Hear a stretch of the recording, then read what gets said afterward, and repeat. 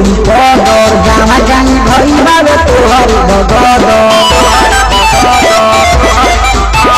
हमारा के पहले बाबू भौजी होई कदर गाँव जानी भई बाबे तोहर बगद ऐसे रूपवा देखै तू मत वाली ऐसे रूपवा देखै तू मत वाली तरंगा के डाली जब भइए न बारे पिलहा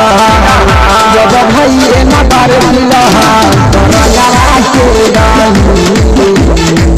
जब भइए न बारे पिलहा तरंगा के डाली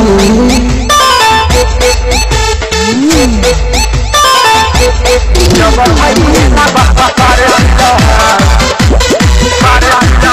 तरंगा के डाली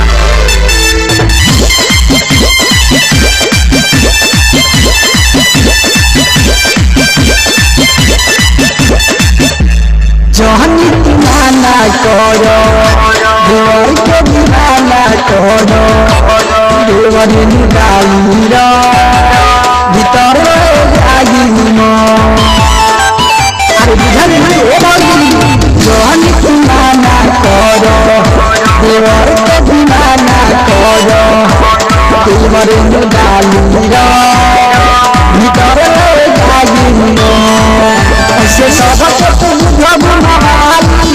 ऐसे सबके तुम बुझवाली तरंगा के डाली जब भइए न बारे पिलहा जब भइए न बारे पिलहा तरंगा के डाली जब भइए न बारे पिलहा तरंगा के डाली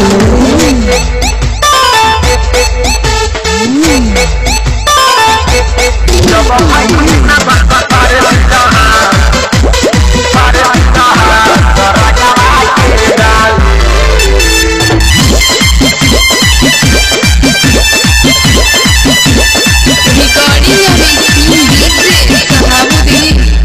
हौजी हो रंग डालवालो अपन मुंडाई रंगालो आलू कभी का सवार खा जो बना रही है झका हौजी हो रंग डालवालो अपन मुंडाई रंगालो आलू कभी का सवार खा जो बना रही है झका सजाना के लगबू साली सजाना के लगबू साली तरंगा के डाली जब भइए न बारे पिलहा जब भइए न बारे पिलहा तरंगा के डाली जब भइए न बारे पिलहा तरंगा के डाली हमारा के पहले बाबू भौजी हो कदर गाँव जानी भई बाबे तोहर बगद ऐसे रूपवा देखै तू मत वाली ऐसे रूपवा देखै तू मत वाली तरंगा के डाली जब भइए न बारे पिलहा जब भइए न बारे पिलहा